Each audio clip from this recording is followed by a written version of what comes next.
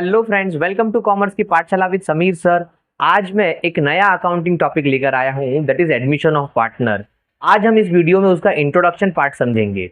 तो let me start. सबसे पहले मैं पार्टनरशिप बताता हूँ। पार्टनरशिप क्या होती है? जहां पर दो या दो से ज्यादा लोग मिलकर एक बिजनेस कर रहे हैं, that is called partnership. What is mean by admission of partnership? जब आप ये रनिंग बिजनेस में, ऑलरेडी जो बिजनेस आपका चल रहा है, आप उसमें कोई नए पार्टनर को ऐड करने की बात करते हो। अब जब नया पार्टनर एडमिट होता है तो that is called admission of partners. आइए हम समझते हैं इसको बेहतर तरीके से। Meaning, admitting a new partner, हम एडमिट कर रहे हैं नए पार्टनर को इन एग्जिस्टिंग पार्टनरशिप फर्म, जो पार्टनरशिप फर्म ऑलरेडी चल रहा है। ओके, तो that is called admission of partner. एक एग्जांपल से समझते हैं। मान लीजिए गोलू और मोलू दोनों एग्जिस्टिंग पार्टनर है, ऑलरेडी इनका एक पार्टनरशिप बिजनेस है। वो लोग अप्रोच करते हैं मिस्टर कालू को कि आइए आप हमारे साथ हमारे पार्टनरशिप फर्म में आप एक नए पार्टनर बनिए और हमारे साथ मिलकर बिजनेस कीजिए। तो ये क्या हो गया? Admission of partner. ऑब्जेक्टिव क्या होगा इसका? क्यों ऐसा गोलू और मोलू ने कालू को अप्रोच किया? तो रीजन हो सकता है कैपिटल फॉर एक्सपांशन। गोलू और मोलू अपने बिजनेस को एक्सपांड करना चाहते हैं, उनको और पैसे चाहिए, तो इसीलिए गोलू और मोलू ने किसको अप्रोच किया? कालू को अप्रोच किया कि आइए आप हमारे पार्टनर बन जाइए। दूसरा मोटे मोटे तौर पर ऑब्जेक्टिव हो सकता है डिवीजन ऑफ रिस्क, कि बिजनेस का रिस्क ज्यादा है। तो गोलू और मोलू सोच रहे हैं कि हम कालू को एडमिट कर लेंगे तो रिस्क क्या हो जाएगा? अब 3 लोगों पे आ जाएगा, तो रिस्क थोड़ा डिवाइड हो जाएगा ना, तो डिवीजन ऑफ रिस्क भी हो सकता है।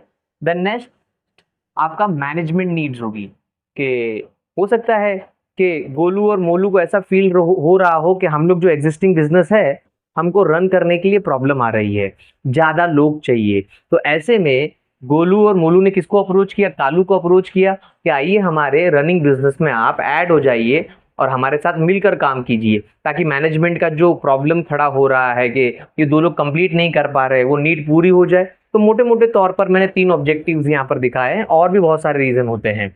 अब सबसे बड़ी बात, जब कालू एडमिट होगा ऑलरेडी एग्जिस्टिंग फर्म में, ओके, कालू तो न्यू पार्टनर है, जब वो एडमिट होगा तो उसको 2 चीज देनी पड़ेगी। एक तो देना पड़ेगा कैश फॉर कैपिटल, ओके, क्योंकि नए बिजनेस में ऐड हो रहा है तो कैपिटल तो देना पड़ेगा ना बाबा। विदाउट कैपिटल कोई बिजनेस में ऐड हो सकता है क्या? नहीं। दूसरा, cash for goodwill.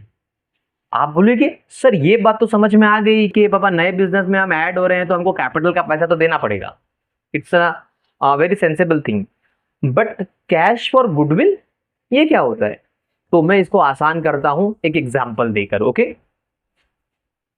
Reason for goodwill, और गुडविल कैसे क्या है एग्जैक्टली समझिए यहां पर, कि जब 10 years ago business started, means Golu और मोलू ने जब 10 साल पहले बिजनेस स्टार्ट किया था, तब प्रॉफिट क्या था?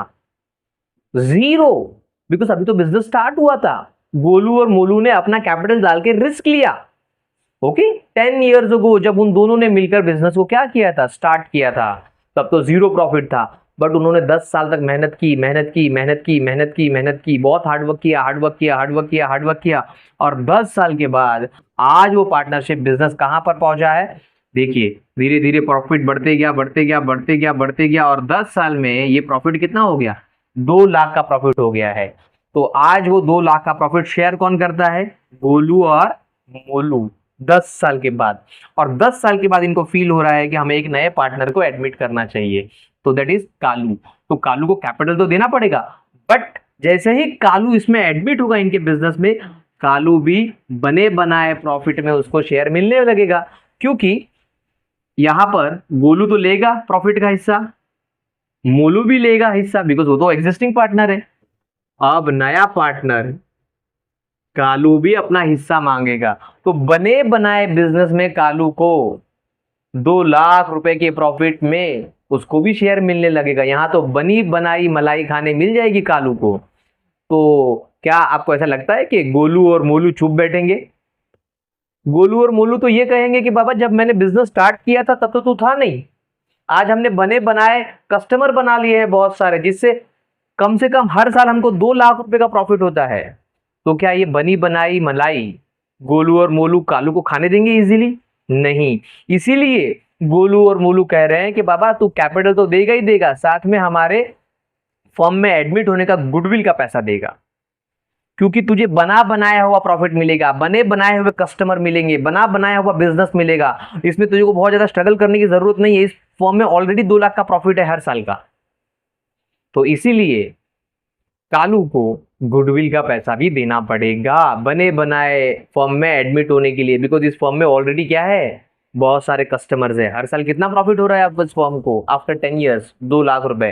तो 10 ईयर्स के पहले तो वो था नहीं, अब 10 ईयर्स के बाद यहाँ पर कालू भी आना चाहता है, तो उसको गुडविल का पैसा तो देना ही पड़ेगा ना। ओके, तो आज मैंने यहाँ पर इंट्रोडक्शन का पार्ट कवर किया है। आने वाले लेक्चर में हम ट्रीटमेंट ऑफ गुडविल जानेंगे, जो एडमिशन ऑफ पार्टनर का सम सॉल्व करने के लिए बहुत इंपॉर्टेंट है, और उसके बाद इसका कैलकुलेशन पार्ट भी समझेंगे। Thank you.